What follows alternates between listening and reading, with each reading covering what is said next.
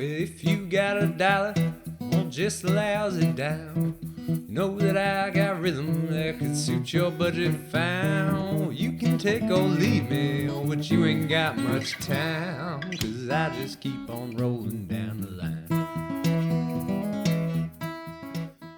Hi, this is Patrick with Trusty Huckster Mercantile. Welcome back to my channel. If this is your first time, well, welcome to you too. Trusty Huckster Mercantile is a vintage reseller with a presence on Etsy, specializing in glass, porcelain, pottery, and decorative objects. What I've been doing recently, basically during this time of the quarantines and everyone under house arrest, I put out a series of videos highlighting items that I have purchased online that I then had out of necessity shipped to me. The introduction to this video is a recreation, but it's actually a recreation of a real event. You can see a summary of that in the very first video that I posted, where a seller chose to send a porcelain mug in a bubble mailer. And no surprise, it did not survive. So that started a string of videos where I am opening packages live on camera to see what I receive. Some have gone well, some have not. And in cases where they've gone well, I definitely do a shout out to the sellers to give them credit for doing a good job in packaging. This video is going to be a little bit different because what I'm covering is not actually breakables, but it's still something that can be damaged in transit. And so I wanted to have some way of doing just a quick video that talks about how sellers can and maybe should be shipping postcards. So I don't typically do much in postcards. I don't really sell them in my shop, but I do have a personal collection of them of my own. And so what I did was I found 3 different sellers that offered vintage postcards in areas that I like. At this point, they will not be up for sale on my shop. So this was done entirely for the research of how these items were packaged. So I hope you enjoy this video, and if you like what you see, give the video a thumbs up, and if you haven't already, go ahead and subscribe. It does help my channel's algorithms, and I definitely would like to see this get in front of more people over time. So enjoy the video. So these are the 3 shipments that I received from the 3 different postcard orders. They were all ordered on the same day, and there was nothing particularly special about the postcards. They were all running around the same price. I want to say they were all in the maybe $2 to $4 range. Some of them included shipping, some of them had shipping extra, but it was one postcard. So they were going to be shipped first class mail, so shipping wasn't really all that much of an issue. Right out of the gate, this one is not, I can tell you right now, is not going to be named. I cover up the addresses just for somewhat, I don't know, security is too strong of a word, but for a little bit of privacy. But usually I'm covering them also up because if I decide something was received damaged, I don't want to let people know who the seller was. So in this case, I think these 2 are probably going to pass muster. This one definitely does not, and this is why. It was sent to me in a regular number 10 business envelope with a regular stamp. Underneath this was my name, and underneath here was admittedly the name of the business, but not the name of a business that immediately came to mind as having sold me the postcard. As with most buyers, I don't really know who I'm buying from. I searched for the type of postcard I was looking for, and I bought it. Yes, I received email notification. Yes, I received the tracking numbers, all that fun. Well, I don't think I had tracking numbers on these, but I received all the confirmation. So yes, I could have known the name at any given time, but I don't think I'm alone in the sense that I did not make this, put this name to memory. The way it was sent to me, I'll open this in such a way that you can see part of my address. It was typed, and that was really it. It was the name of the company, a typed address. This came to me in a stack of junk mail. There was a 50-50 chance this was going to get thrown away because there was no indication on here that this was fulfilling an order, that this had a postcard in it, that there was anything other than junk mail as a part of this. So as you can see, I've already opened this because literally I did not know what it was. And I opened it in the garage, even though I had full intention of filming the openings on camera. This one got itself screwed up for the reveal solely because I didn't even realize it was a postcard, and I was only checking to make sure it wasn't some work-related thing that I needed to know about. So when I opened it up, what I received is a letter. The letter is, I say it the letter, it's the invoice that I received that's saying that this was $3.95, which included the shipping and the handling. And then in it was a piece of, it's kind of like that manila folder material, which in and of itself is not necessarily a bad thing, but it's not particularly thick with then the postcard inside. I'll just say that I'm disappointed, particularly in comparison to the other two. So in this case, the postcard itself has survived. Like that's not the issue. With this little additional protection, with it being inside the letter, which in itself kind of gave protection, inside an envelope, which gave itself, again, a modicum of protection. The entire thing was shipped under a first-class stamp, so the fact that it was $3.95, including shipping and handling, what is a stamp? It's like 50 cents now. So this wasn't a huge money maker for them, but this is a business, and this, to me, it needed to try a little bit harder. If nothing else, to let the buyer know this isn't junk mail. This isn't an insurance agency trying to quote you your homeowner's insurance, which, to be perfectly honest, which is exactly what I thought it was. And it was sheer happenstance. I decided to open it to make sure, because the name of the company was enough to say it didn't really sound like an insurance company. But again, it did not sound like somebody who sold me a postcard. So this one made it, but not excited. Again, in comparison to the other two, and this is exactly why I did these as part of this research, different companies do them at different levels, and both of these companies succeeded. So the one that is probably next in line, but it did a very good job. First, it was sent to me in a kind of more like a note card shaped envelope. So it stood out right away that it probably wasn't junk mail. It's using the Purple Heart stamp, which I will say nonprofit agencies are using that stamp when they're trying to ask for money. So I wouldn't probably use that one because it could be construed as something that, somebody's request for money. But again, the shape of the card, makes that difference. And the other thing that was nice on this one is it was the nice stamp that says "Do not bend." So obviously I knew I was expecting postcards. So the minute I saw this, I had that. But for the postal carriers, do they always pay attention to what you put on something? I can tell you from the number of boxes I've shipped that said fragile and they still were broken. I don't know if it makes a difference, but it's a nice quality card. This one has not been opened yet, but I can already tell there's a nice little secure level of a card in here that would help keep it from bending. And so that, in addition to the stamp, I think is really nice. So I am going to open this one. Now, the one thing that I will say, well, let me open it first. Okay, that was harder than I thought, and it's because he or she taped the flap down, so there was no way for me to get my finger in there to actually open it. So I'm not sure that's a bad thing, but it's kind of like my thing of using packaging tape on bubble wrap. It made it harder to open it, but maybe it added some level of security. So when I open it up, there's a really nice,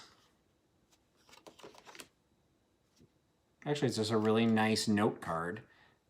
Best and Company. I'm going to assume that that's the name of the company that sold it to me, although admittedly I don't have that in front of me. I will have that obviously as part of the video though.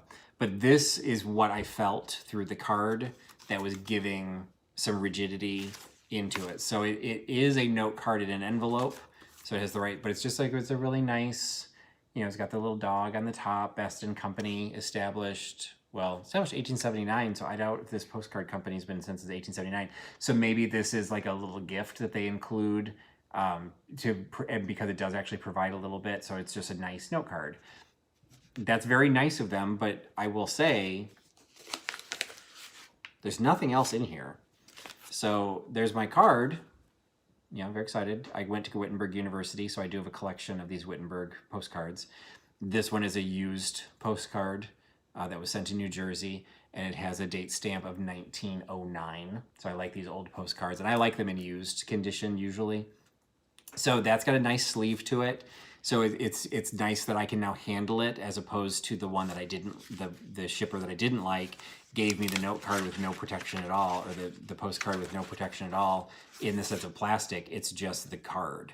So this is nice that it comes with a little sleeve.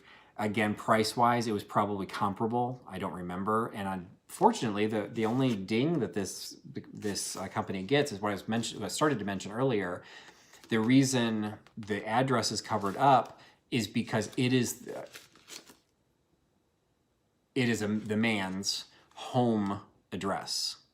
Now, that it is what it is. Most of us that are resellers are doing this out of our home. So I'm not expecting you to have a brick and mortar business, but it is a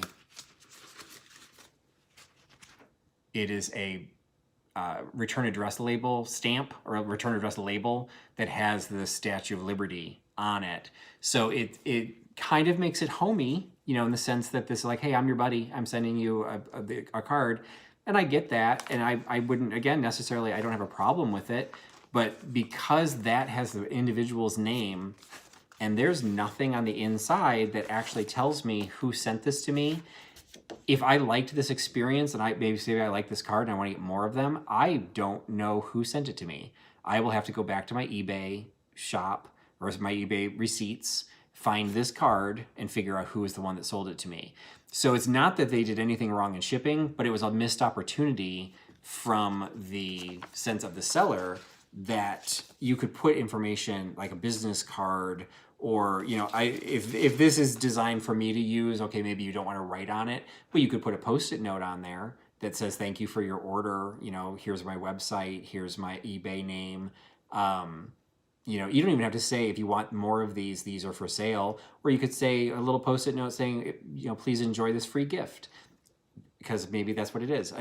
So whatever, it's just a missed opportunity. So from the sense of the shipping videos, 100% win, but I will have to now look into my receipt when I do the closing, and so I can give a proper shout out to who actually did this, because there's no information in the package itself.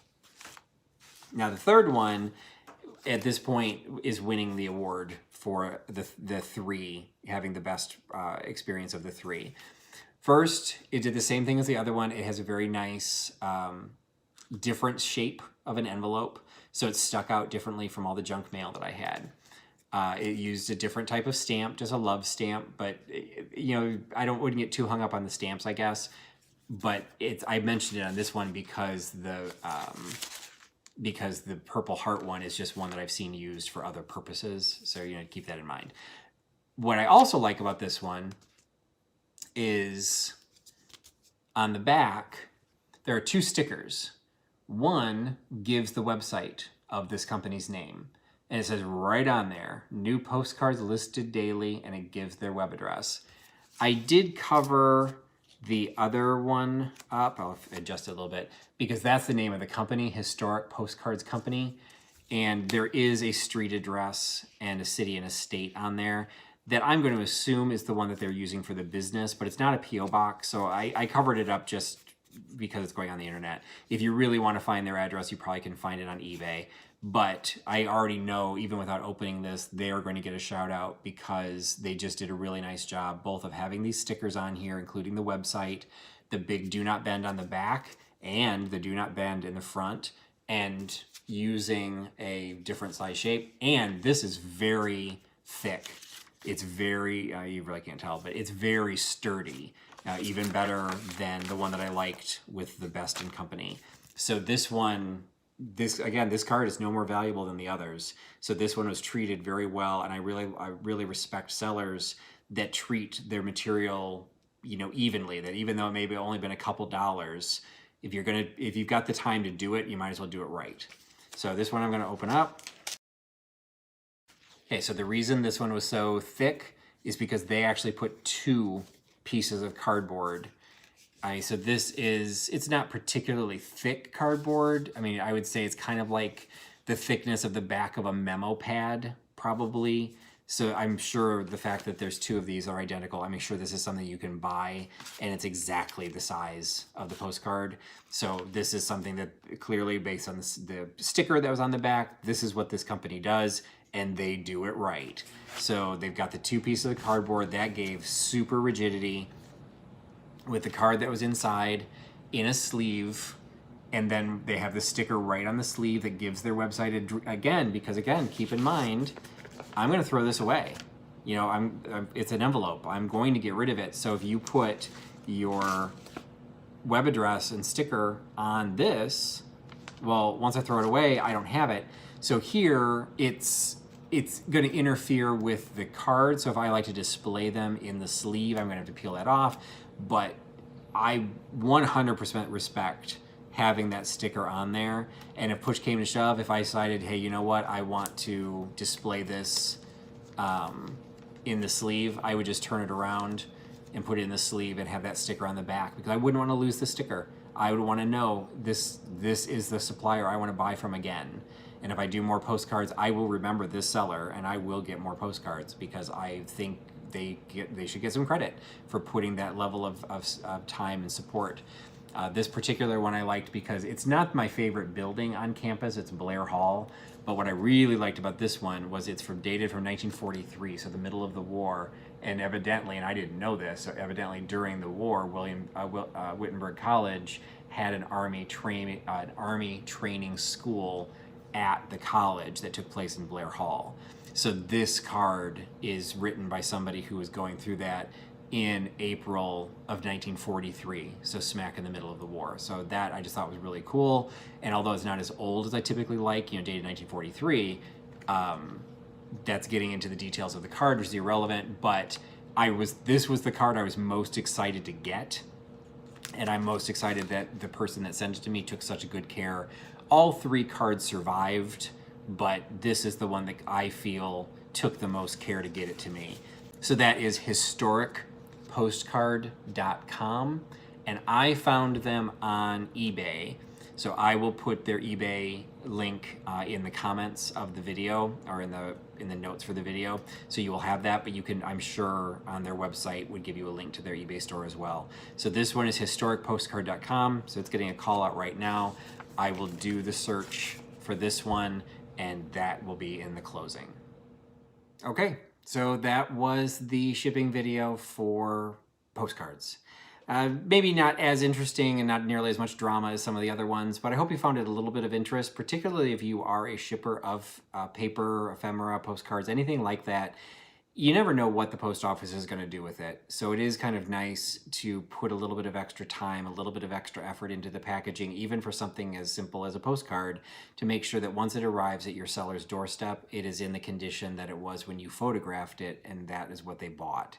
So in this video, again, the first seller that sold me the Austrian postcard, it's not their fault, but even the postcard's kind of cheap. But that one will not get a call out because I'm not satisfied with that experience, and I do not feel they deserve recognition for sending things out. But the second one that sent this sent this one along with the Best & Company note card.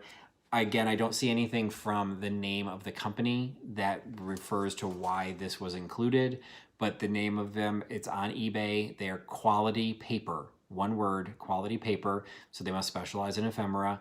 And this is where I got this postcard. Again, very nicely packaged, but I shouldn't have to go onto my phone to figure out who sent it to me. It would have been nice to have something actually included in the packaging that clarified that. But by far the winner is the third postcard, which came from HistoricPostcard.com, and it's Historic Postcard, not postcards, HistoricPostcard.com. I also found them on eBay, and you can actually find them separate from the website, HistoricPostcard.com.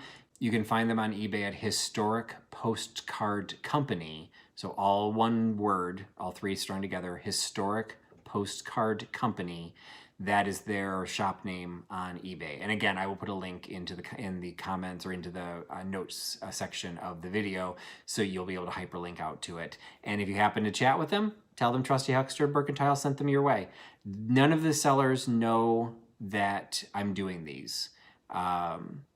Most of these were purchased before I even posted the first selling video, and even after I have posted it, I can't imagine a lot of the people that I'm buying from, I'm such a small channel that they wouldn't even know I'm doing this. Although I will mention, if you have seen the cat urine video, that seller did see my video.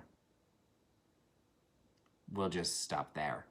So this is Patrick with Trusty Huckster Mercantile. I hope you enjoyed the video. If you liked what you saw in the unboxing videos, there is a playlist on my channel which includes additional videos, and I will be posting more that I've recorded and have yet to edit.